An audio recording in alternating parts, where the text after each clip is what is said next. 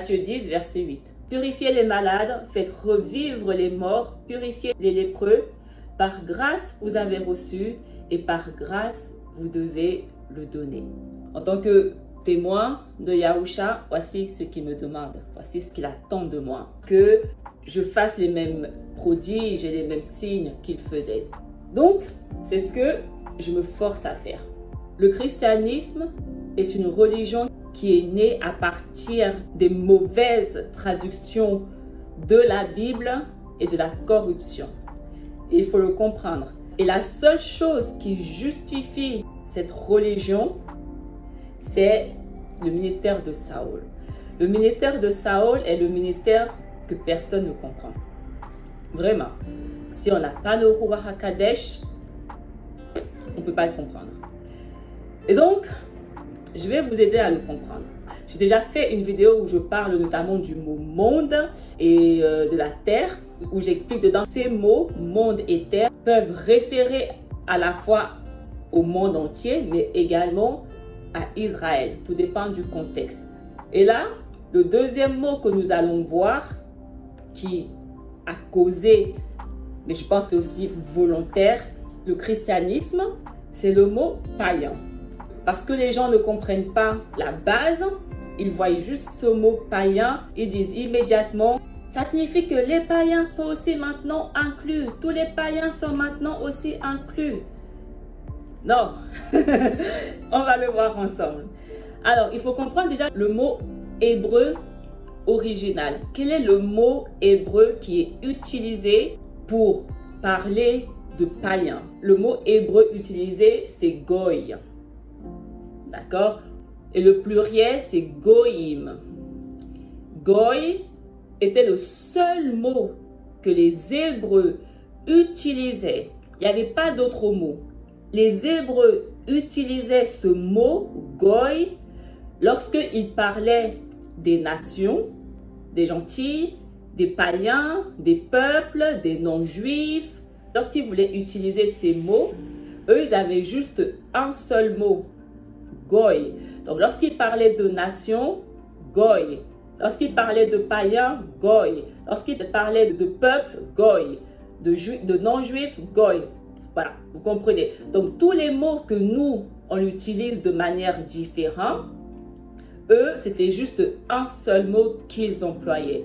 Goy et goïm. Donc, voilà le mot hébreu de base. Le mot nation, païen, étranger, gentil, non-juif, autre peuple peut à la fois se référer à Israël, mais aussi à des nations non israélites, aux étrangers non israélites et à Israël. Tout va dépendre du contexte. Parce que j'ai beaucoup de gens qui me disent, ce n'est pas que les Israélites, parce que la Bible dit que toutes les nations, les païens, les machins sont inclus. Juste parce qu'ils ne comprennent pas cette base. Et on va voir plusieurs situations où ces mots sont employés à la fois pour Israël et pour les non-israélites. Genèse 12, le verset 1 à 3. Yahuwah dit à Abraham, quitte ton pays, ta parenté et la maison de ton père et va vers le pays que je te montrerai. Je ferai de toi une grande nation, je te bénirai, je rendrai grand ton nom et tu deviendras une bénédiction. Je bénirai ceux qui te béniront, celui qui te maudira, je le réprouverai. En toi seront bénies toutes les familles de la terre. Donc là, Yahuwah, il dit à Abraham, je ferai de toi une grande nation au singulier. Et à partir de cette grande nation, toutes les familles de la terre seront bénies. Donc là, on voit le mot nation, goy, qui est employé. Et dans la Genèse 17, de versets 4 à 8, moi, voici l'alliance que je fais avec toi. C'est toujours Yahuwah qui parle à Abraham. Tu deviendras le père d'une multitude de nations. Tu ne seras plus appelé du nom d'Abraham. Ton nom sera Abraham, car je fais de toi le père d'une multitude de nations. Je te ferai porter des fruits à l'infini. De toi, je ferai des nations, et des rois sortiront de toi. Donc là, on voit déjà une différence. Au début, Yahuwah, il a dit, je ferai de toi une grande nation. Et là, il dit, je ferai de toi le père d'une multitude de nations. Donc, on voit déjà le singulier et le pluriel. Nation singulier, goy, le pluriel, goïm. C'est le seul mot qu'ils utilisaient en hébreu. Si on continue, j'établirai mon alliance entre moi et toi, et après toi avec ta descendance, de génération en génération. Ce sera une alliance éternelle. Ainsi, je serai ton Alaïm et le Alaïm de ta descendance après toi. À toi et à ta descendance après toi, je donnerai le pays où tu résides. Tout le pays de Canaan en propriété perpétuelle, et je serai leur Alaïm. La Genèse 25, Yahuwah lui dit, deux nations sont dans ton ventre, deux peuples différents sortiront de tes entrailles. L'un sera plus fort que l'autre. L'aîné servira le cadet. Ça, c'est lorsque Rebecca était enceinte. Donc, Yahuwah lui a dit que dans ton ventre se trouvent deux nations, deux peuples. Le mot hébreu utilisé pour nation et peuple, goïm. Si nous lisons Genèse 48, et Joseph dit à son père, pas ainsi, mon père, car celui-ci est le premier-né. Pose ta main droite sur sa main.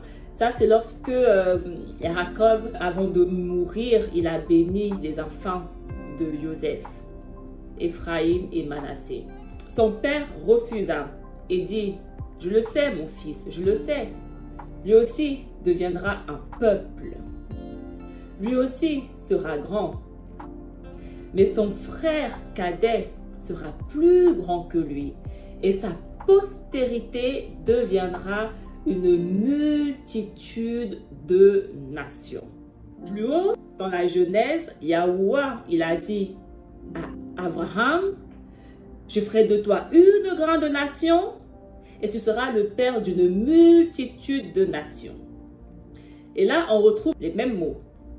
Jacob qui dit que Ephraïm, qui fait partie des 12 tribus de Yacharal, deviendra une multitude de nations.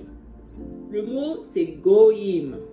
Donc, on voit que une multitude de nations est aussi utilisée, donc nation au pluriel, est aussi utilisée pour parler d'un seul peuple. Donc, la question que maintenant on doit se poser, c'est lorsque Yahuwah, il a dit à Abraham, tu deviendras une multitude de nations. De quelle nation il parlait? Est-ce qu'il parlait de toutes les nations du monde entier ou de la nation d'Israël qui va devenir une multitude de nations? Là, nous voyons très bien que la multitude de nations est utilisée pour parler d'Éphraïm. Et ils sont 12. Donc, si Éphraïm est une multitude de nations, les 10 autres, ils sont quoi? Des multitudes de nations, des peuples. Lorsque nous lisons le livre de Dabarim, chapitre 15, Yahuwah, ton Alaïm, te bénira comme il te l'a dit. Tu prêteras à beaucoup de nations et tu ne feras pas d'emprunt. Tu domineras sur beaucoup de nations et elles ne domineront pas sur toi. On domine sur les nations étrangères, on ne domine pas sur notre propre nation à nous. Donc là, on voit que nation, c'est utilisé pour parler des nations étrangères. Goïm. Donc Goïm est utilisé pour les étrangers, mais aussi pour Israël. C'est très important de le comprendre. Dans le chapitre 32, toujours de Dabarim, quand le Très-Haut dota les nations, quand il sépara les fils d'Adam, il fixa les frontières des peuples d'après le nombre des fils de Yacharal. Il est très important de comprendre que ce monde, les frontières, comment le Très-Haut, comment Yahuwah a séparé les frontières, il les a séparées en fonction de Yacharal.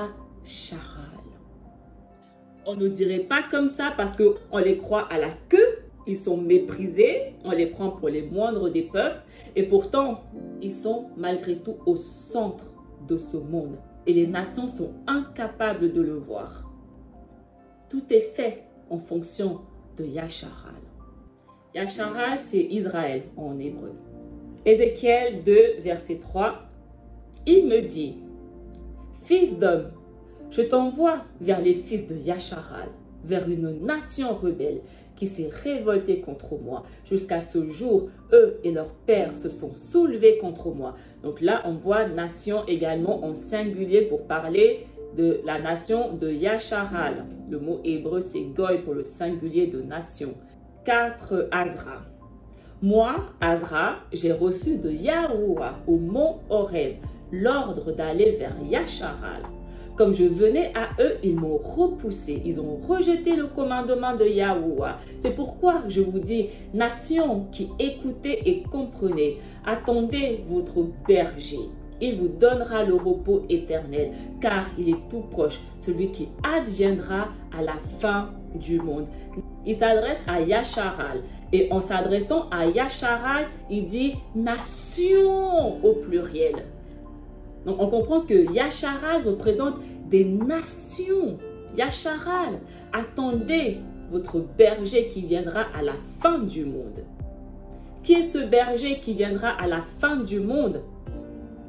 Donner aux nations le repos éternel. Parce que les chrétiens, ils disent que parce que ça dit nation au pluriel, ça signifie que ce n'est pas que Israël, mais toutes les nations de la terre. Non, on voit que nation au pluriel, on parle ici de Israël. Donc nation au pluriel peut signifier également uniquement Israël. Tout dépend du contexte. Donc venir dire que parce que c'est au pluriel, ça signifie que non, ce n'est pas Israël, ça, ce n'est pas la vérité. C'est juste que vous ne comprenez pas la parole. Ce n'est pas la vérité. Le psaume 33, verset 12. Heureuse la nation dont Yahuwah est le Halaïm. Heureux le peuple qu'il choisit comme son héritage. Là, on voit que nation au singulier, peuple au singulier, Israël. Et si on lit le livre de Lamentation 1, verset 10, l'oppresseur a étendu la main sur tout ce qu'elle avait de précieux. Elle a vu pénétrer dans son sanctuaire les nations auxquelles tu avais défendu d'entrer dans ton assemblée. Si nous lisons une version différente, Lamentation 1, verset 10 toujours, Yod, l'adversaire a fait main basse sur tous ses trésors. Oui, elle a vu les païens entrer dans son sanctuaire, alors que tu leur avais ordonné, vous n'entrerez pas dans mon sanctuaire. Donc là, on voit que dans une version, c'est écrit les nations, dans une autre, c'est écrit les païens. C'est normal parce que le mot hébreu qui est utilisé pour parler, c'est le même mot, goïm, qui signifie païen, nation, peuple, étranger. Donc les nations dont ça parle ici, ce sont les païens.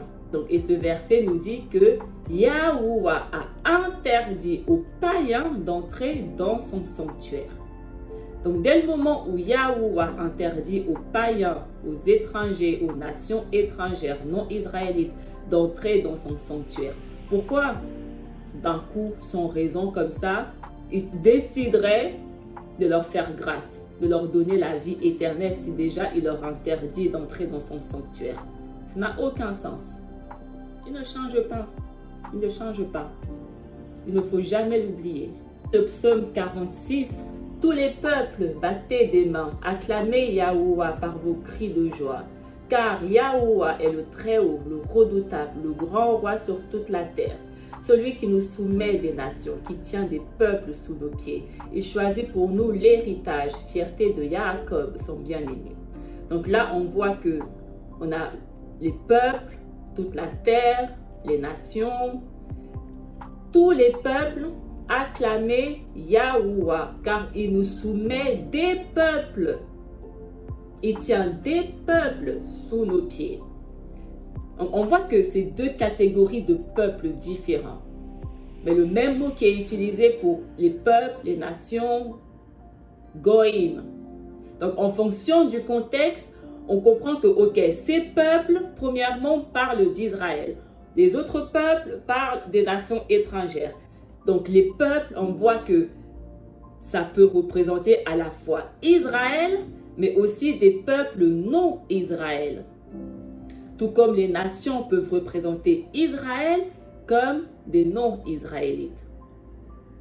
Psaume 65, peuple, bénissez notre Allahim, faites retentir sa louange, car il rend la vie à notre âme, il a gardé nos pieds de la chute. Peuple au pluriel, il s'adresse au peuple d'Israël.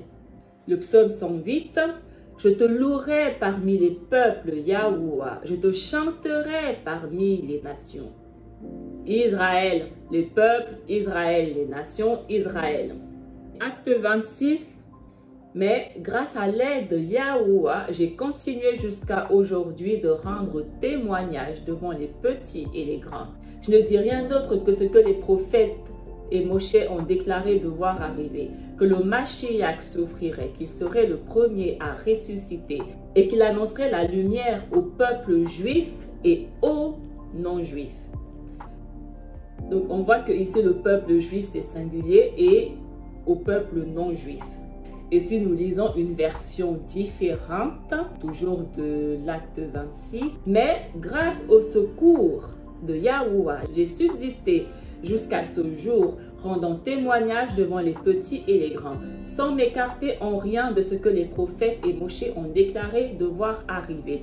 Savoir que le Mashiach souffrirait et que, ressuscité le premier d'entre les morts, il annoncerait la lumière au peuple et aux nations. Dans une version, c'est écrit aux Juifs et aux non-Juifs. Et dans une autre version, c'est écrit au peuple et aux nations. Et on sait que le peuple juif représente le royaume du sud, Juda. Donc, on comprend que les non-juifs, donc ceux qui ne font pas partie du royaume de Juda, ce sont les autres nations, tout simplement le royaume du nord. Donc, Yahusha annonce la lumière au royaume du sud et au royaume du nord. Si on lit Matthieu 24 dans le texte original, et puis la bonne nouvelle sera prêchée dans tout le monde, comme un témoignage pour tous les peuples. Et puis viendra la fin. Ça, c'est la version originale. La bonne nouvelle sera prêchée dans tout le monde comme un témoignage pour tous les peuples. Et si nous lisons les versions traduites, toujours de ce même verset, et cet évangile du royaume sera proclamé dans le monde entier. Il y aura un témoignage pour toutes les nations. Alors viendra la fin. Donc là, on voit que dans une version, c'est utiliser les nations, d'autres, c'est utiliser le peuple, parce que c'est le même mot hébreu, goïm, qui signifie pareil. Matthieu 25, ça c'est le texte original que je lis. Quand le fils d'Aloua viendra dans son image splendide et tous les messagers avec lui, alors il s'assiera sur le trône de son image et tous les peuples seront rassemblés devant lui et il séparera les autres des autres. Comme le berger sépare les agneaux des chevreaux et il mettra les agneaux du côté droit et les chevaux du côté gauche. Donc on voit qu'ici le mot utilisé c'est les peuples. Donc on comprend que dans le texte original, ils ont utilisé les peuples. D'accord? Mais dans les traductions, ils ont utilisé les nations, les païens et tout tralala. Et si on lit la version traduite, quand le Fils de l'homme viendra dans sa gloire et tous les anges avec lui, alors il siégera sur son trône de gloire. Toutes les nations seront rassemblées devant lui. Il séparera les hommes les uns des autres, comme le berger sépare les brebis des boucs. Il placera les brebis à sa droite et les boucs à sa gauche. Eux, ils ont utilisé les nations. Mais c'est la même chose. Ça parle des peuples. Ça parle d'Israël. Les nations ici en question, c'est Israël. Tout comme les peuples dans la version originale, c'est Israël. Matthieu, chapitre 28, le verset 19 dans le texte original. Par conséquent, allez prêcher à tous les peuples et immergez-les dans le nom du Père et du Fils et du Roi HaKadosh et enseignez-les et gardez tout ce que je vous ai ordonné. Yahusha a envoyé ses Talmidim vers les peuples Israël. Mais les traductions, eux, utilisent le mot nation parce que le mot hébreu, c'est goïm. Ça signifie peuple, nation, païen. On a vu. Étranger, c'est le même mot. Et si on lit la version traduite, allez, faites de toutes les nations des disciples, les baptisant au nom du Père, du Fils et du Saint-Esprit. Il y a une différence entre les nations et les peuples quand même. Les nations représentent les pays, les différents pays. Alors que les peuples, ça peut représenter des différents groupes de personnes dans un même pays. Donc, il y a quand même une différence entre les peuples et les nations. Et on voit que Yahusha les envoie vers les peuples. Donc, une nation peut contenir différents peuples. On a vu que les nations peuvent signifier Israël, les peuples Israël. On va voir maintenant que les païens également peuvent signifier Israël, parce que c'est le même mot hébreu. Matthieu 6, verset 7. Lorsque vous priez, ne rebâchez pas comme les païens. Ils s'imaginent qu'à force de paroles, ils seront exaucés. On va lire différentes versions de ce même verset. Dans la version originale, il est écrit « Et quand vous priez, ne voulez pas parler autant comme les déficients, car ils pensent qu'Aloua les entendra par la multitude des paroles. Par conséquent, vous ne devez pas vouloir être comme eux, car Yahuwah sait ce dont vous avez besoin avant que vous ne le lui demandiez. » Dans le texte original, ce n'est pas écrit païen, peuple, nation, c'est écrit déficient. Ne priez pas comme les déficients. Déficient signifie qui présente une insuffisance dans le développement physique ou intellectuel. Personne présentant une déficience physique ou mentale. Donc on comprend que Yahusha ici, il parle d'Israël. Lorsque vous priez, ne priez pas comme les enfants d'Israël qui sont déficients. Donc eux, ils prient à Yahuwah et ils pensent que Yahuwah les entendra par la multitude des paroles. Est-ce que les païens non israélites prient à Yahuwah? Yahusha leur dit ça lorsqu'il était encore sur terre. Il n'avait pas encore envoyé ses Talmidim prêcher vers les nations, vers les peuples. Mais il leur dit ça. Il leur dit, ne faites pas comme les déficients. Yahusha, il parle d'Israël. Avant la mort de Yahusha, aucune nation étrangère ne connaissait Yahuwah, ne servait Yahuwah. Donc là, c'est des personnes qui prient Yahuwah. Et les seules personnes qui peuvent prier Yahuwah, ce sont les Israélites. Dans la traduction, ils ont employé le mot païen. Ne priez pas comme les païens. Donc, on sait que les païens en question, ce sont les Israélites. Ça parle des Israélites. Et je ne comprends même pas pourquoi ils ont mis ce mot païen. Parce que c'est un mot différent qui a été utilisé. Ce n'est pas le mot goïm qui a été utilisé. Déficient, c'est un mot différent. Mais donc, on voit qu'il y a de la corruption dans la traduction pour que on croit que les païens en question, ce sont les non-israélites.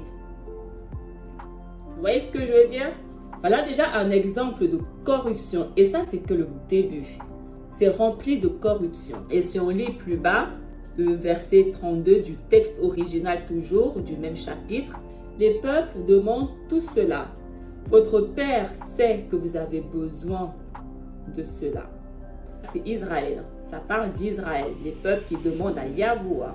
Si on lit le psaume 46, le verset 9 à 10, il règne Yahuwah sur les païens. Yahuwah est assis sur son trône sacré.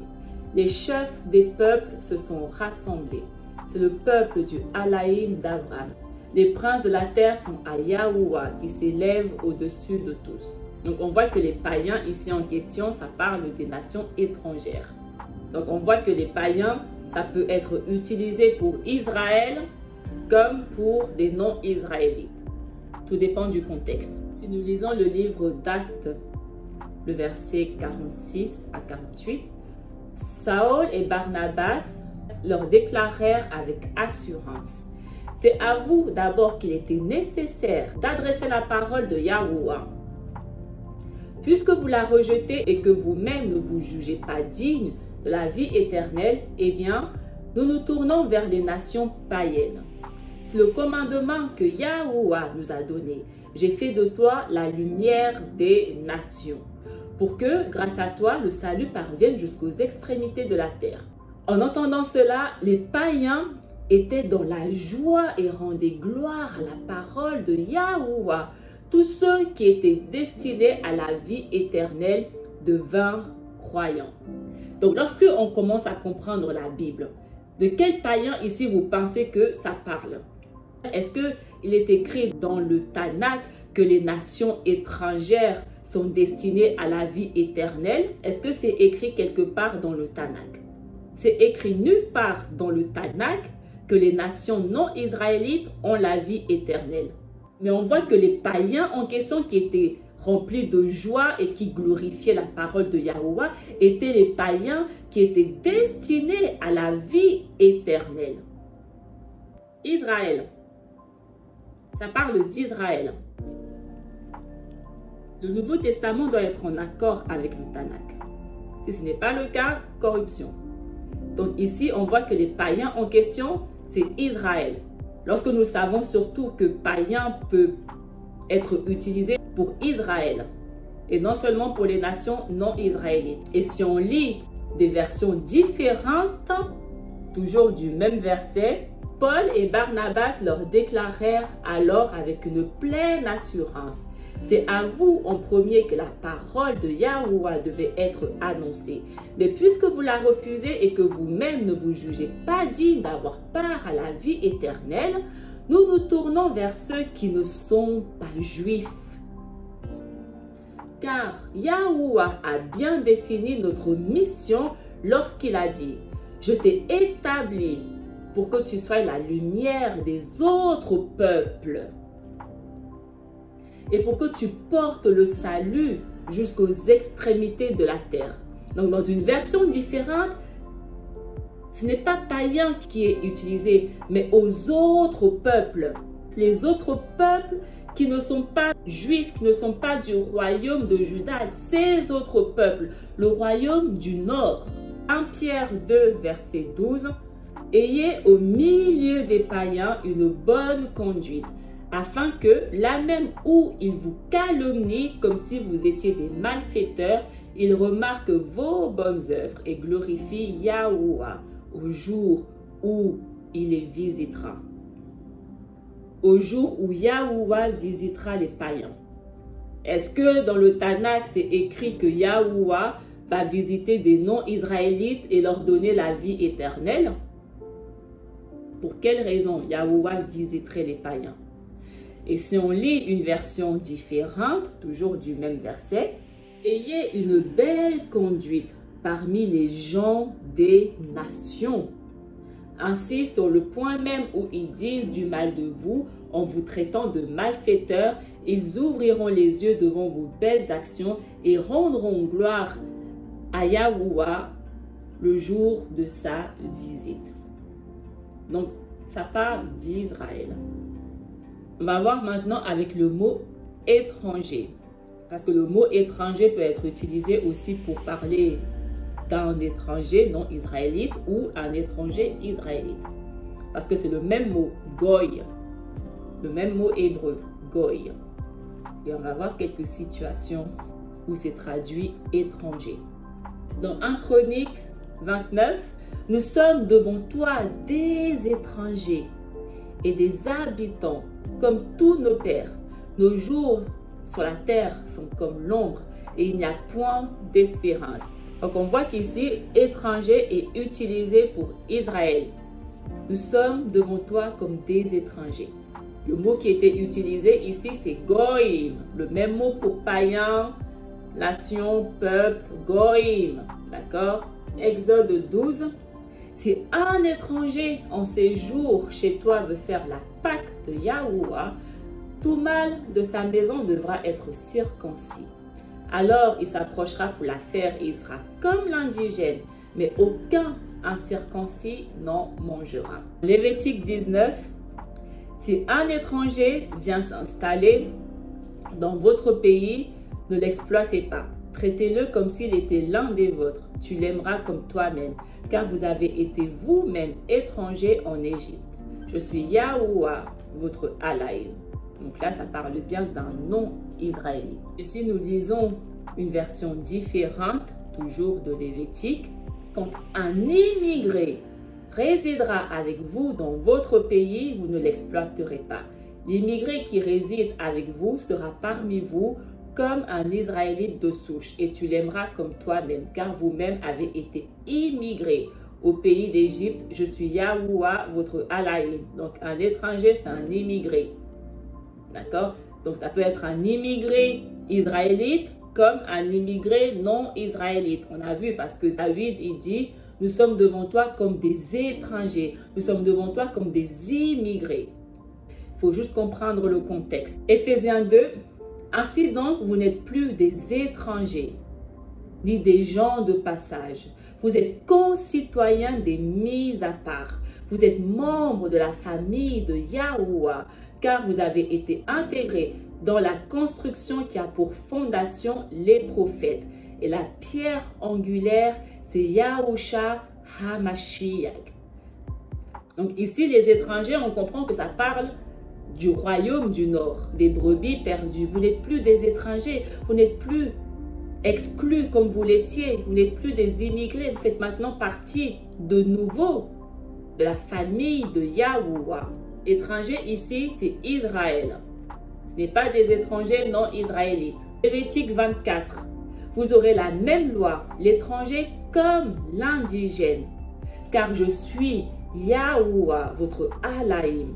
Vous aurez la même loi, l'étranger comme l'indigène. Et si nous lisons une version différente, vous appliquerez le même jugement à tous, immigrés comme autochtones, car je suis Yahuwah, votre Alaïm. Et la version Seconde 21, vous aurez la même règle pour l'étranger que pour l'Israélite, car je suis Yahuwah, votre Alaïm. Vous aurez la même loi, l'étranger comme l'indigène, car je suis Yahuwah, votre Alaïm. Soit l'étranger, soit l'indigène, un de ces deux mots se réfère à Israël. Donc on comprend que ici, le mot qui se réfère à Israël, c'est l'étranger. Vous aurez la même loi, l'étranger, donc l'Israélite, comme l'indigène. Donc on voit que l'étranger, ça peut parler aussi d'Israël. Tout dépend des traductions que vous lisez et tout dépend du contexte que vous lisez. C'est très très important de le comprendre. Matthieu 25, là on va lire du texte original. J'avais faim et vous m'avez donné à manger. Et j'avais soif et vous m'avez donné à boire. J'étais sans abri et vous m'avez donné le gîte. Puis ils répondront, quand avons-nous vu dans la faim et dans la soif et t'avons-nous donné à manger et à boire? Quand avons-nous vu sans abri et t'avons-nous fait entrer? Ou dépouillé t'avons-nous couvert? Donc dans le texte original ici, c'est écrit sans abri. Et si nous lisons une traduction différente, car j'avais faim et vous m'avez donné à manger.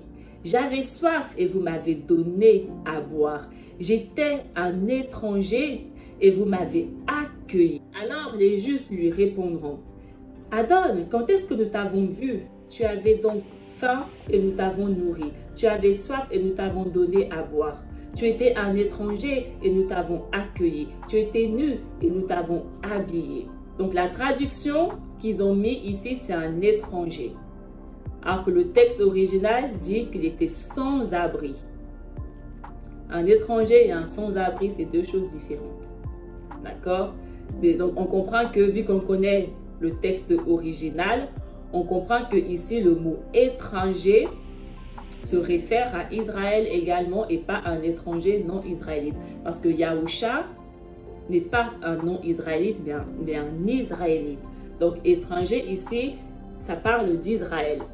Donc voilà, je voulais vraiment que vous compreniez ça parce que si on n'a pas cette vérité, on est chrétien.